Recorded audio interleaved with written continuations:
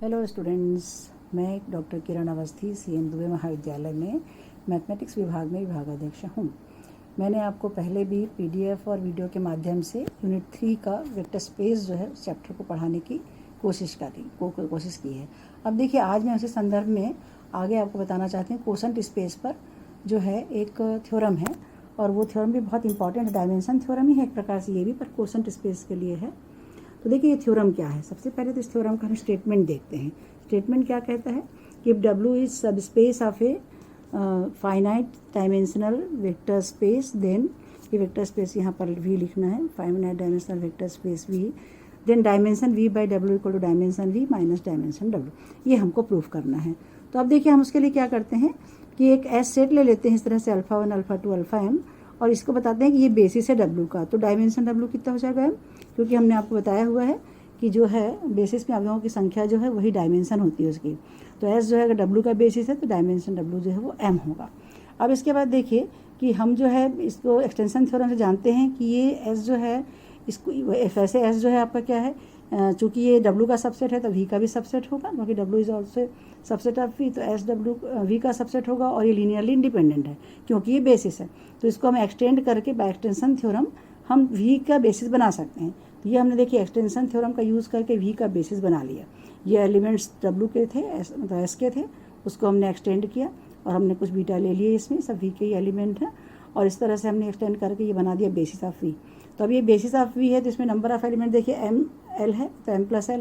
तो ये जो आपका जो V का डायमेंशन हो गया वो कितना हो गया, V का डायमेंशन हो गया M+L, क्योंकि S' जो है बेसिस ऑफ V है, उसमें अवयवों की संख्या M+L है। तो इस तरह से V की विमा जो है वो M+L हो जाती है। अब हमको थ्योरम को सिद्ध करने के लिए क्या करना पड़ेगा कि डायमेंशन V बाई W को क्या बताना पड़ेगा, dimension V minus dimension W है। तो डायमेंशन V में से डायमेंशन W को घटाइए तो कितना आ जाएगा, देखिए ये आपका है dimension V minus dimension W, मतलब ये M+L माइनस M, ये L है, इसकी वैल्यू L आनी चाहिए, मतलब dimension V by W L आना चाहिए। अगर ये L आ जाएगा तो हमारा थ्योरम सिद्ध हो जाएगा। तो इसको करने के लिए क्या करेंगे, देखिए हम एक लेते हैं इस प्रकार से, एक हमको सेट बनाना पड़ेगा जिसमें नंबर ऑफ एलिमेंट्स L होंगे। तो ये और सारे एलिमेंट्स किसके होने चाहिए, V बाई W के। तो देखिए हमने जितने बीटा थे, बीटा की संख्या L थी यहाँ पर देखिए, तो इसलिए हमने बीटा से बना लिया इसको W plus beta 1 W plus beta 2, इस तरह W प्लस बीटा L। तो ये L एलिमेंट्स हैं और ये सारे एलिमेंट्स V बाई W के हैं, आप देख रहे हैं। इस तरह से S1 जो है subset of V by W हो गया। अब हमको क्या बताना है कि ये जो S1 है ये बेसिस बनाएगा V बाई W का, तो हमारा V बाई W का डायमेंशन आ जाएगा L।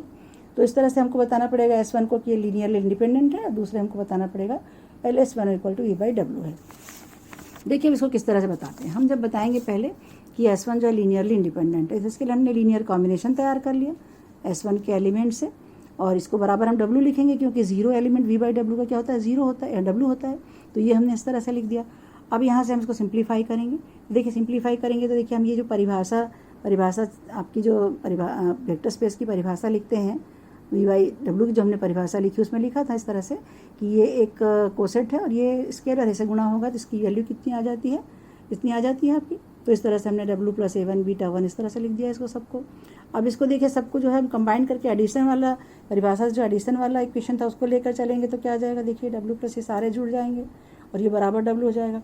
अब देखिए ये जो है आपका, इसको चाहे तो आप इसको कुछ नाम दे सकते हैं, बीटा हमने दे दिया।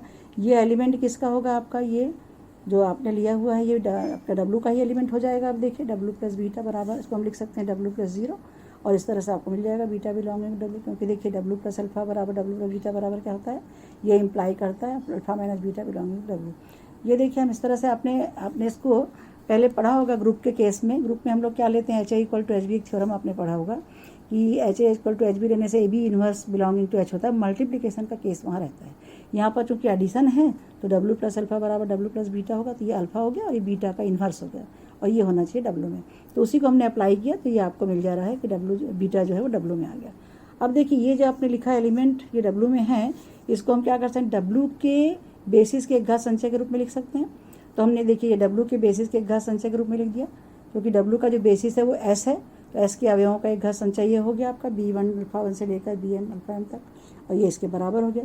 अब दोनों साइड के एलिमेंट्स को एक साथ ले लेते हैं एक तरफ, तो अब देखिए इसके बराबर आ जाएगा ये 0 0 डैश हमने लिखा है। V के 0 को हम जनरली 0 डैश से डिनोट करते हैं। ये मतलब मेरा अपना ये है कि मैं फील्ड के 0 को सिंपल 0 से डिनोट करती हूँ और वेक्टर स्पेस के 0 को 0 डैश से। तो क्या दोनों में अंतर दिखता है। अब देखिए यहाँ पर चूंकि ये लीनियर कॉम्बिनेशन आपको दिख रहा है, ये पूरा लीनियर कॉम्बिनेशन जो है वो एस के एलिमेंट्स का है, तो इस तरह से क्या हो जाएगा, बेसिस है जो है, तो ये सारे जो कोएफिशिएंट्स हैं वो जीरो हो जाएंगे। सॉरी, एस डेस के अवयवों का ये एक घात संचय है, तो ये सारे कोएफिशिएंट्स जीरो हो जाएंगे। तो इस तरह से आपको यहाँ से ये सब जीरो मिल गया। तो यहाँ से हम सिर्फ ए को देख करके ले लेते हैं। तो देखिए हमारा जो ये कॉम्बिनेशन हमने तैयार किया था, इसमें आप देख रहे हैं सारे ए जीरो हो गए, A1 A2 AL तक जीरो मिल गया, अर्थात क्या हो गया, ये आपका जो ये एक घाता स्वतंत्र हो गया, S1 जो है वो एक घाता स्वतंत्र हो गया। तो S1 जो है लीनियरली इंडिपेंडेंट सेट हो गया। देखिए आपका ये S1 इस तरह से था, S1 जो हमने लिया था ये इस तरह से, आपका S1 जो है आपको इस तरह से मिला था, तो ये S1 आपका आ गया लीनियरली इंडिपेंडेंट। तो ये हमने देख लिया। अब हम क्या देखेंगे, LS1 इक्वल टू V/W। हमको LS1 इक्वल टू V/W देखना है। तो इसके लिए हम क्या करेंगे, हम देखिए जानते हैं कि LS1 जो है वो सब हमेशा V/W का सबसेट होगा, क्योंकि देखिए हम जानते हैं LS is subset of V। LS जो होता है वो हमेशा ही V का सबसेट होता है, क्योंकि वो स्मॉलेस्ट सब स्पेस होता है कंटेनिंग S, और V में तो S होगा ही, और V तो सबसे बड़ा मतलब वेक्टर स्पेस है, तो सबसे बड़ा सब स्पेस होगा ही, तो ये इसमें रहेगा, इसका सबसेट ही होगा। अब इसको हमको क्या सिद्ध करना है, और इसको हमने A नंबर दे दिया। अब हमको ये प्रूव करना है कि V/W जो है it is also subset of LS1। इसके लिए हम क्या करते हैं, एक एलिमेंट ले लेते हैं V/W का W प्लस अल्फा। अब ये W प्लस अल्फा को हमको बताना है कि LS1 में होगा। ये बताने के लिए हमको क्या बताना पड़ेगा कि एक लीनियर कॉम्बिनेशन के रूप में आ जाए S1 के एलिमेंट्स के। W प्लस अल्फा जो है S1 के अवयवों का यदि लीनियर कॉम्बिनेशन हो जाता है तो आप कह सकते हैं कि ये जो है LS1 में होगा। तो उसके लिए देखिए हम इसको सिंप्लीफाई करते हैं। W प्लस हमने क्या लिया, अल्फा जो है वो क्या है, V का एलिमेंट है। तो V का जो हमने लिया था एस डेस बेसिस, उसके अवयवों का एक घात संचय रूप में हमने लिख दिया यहाँ पर इसको। अब इसको हम थोड़ा सिंप्लीफाई करेंगे, जितने अल्फा वाले टर्म है उसको W के साथ हमने ले लिया, बीटा को हमने अलग कर दिया। अब ये जो पूरा एलिमेंट है ये तो W का ही एलिमेंट है, क्योंकि W के बेसिस के अवयवों का एक घात संचय ये है। S जो है बेसिस है W का, उसके अवयवों का एक घात संचय है। तो इस तरह से ये W का ही एलिमेंट हुआ, और आप जानते हैं W plus alpha equal to W ही होगा वो, क्योंकि अल्फा W में ही है, तो ये इसको कुल मिलाकर हम W लिख सकते हैं।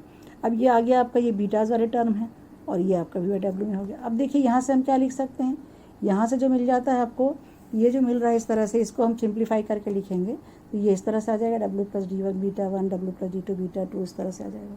यहाँ से फिर आप देखिए परिभाषा में जैसे हम लिखते हैं वैसे लिख रहे हैं, तो W प्लस अल्फा की वैल्यू क्या आ जाएगी, D1 बाहर आ गया, ये W प्लस बीटा 1 प्लस यहाँ D2 आपने बाहर ले लिया, W प्लस बीटा 2, इस तरह से आ गया। तो ये देखिए आप W प्लस अल्फा को क्या देख रहे हैं, ये लीनियर कॉम्बिनेशन ऑफ S1 है।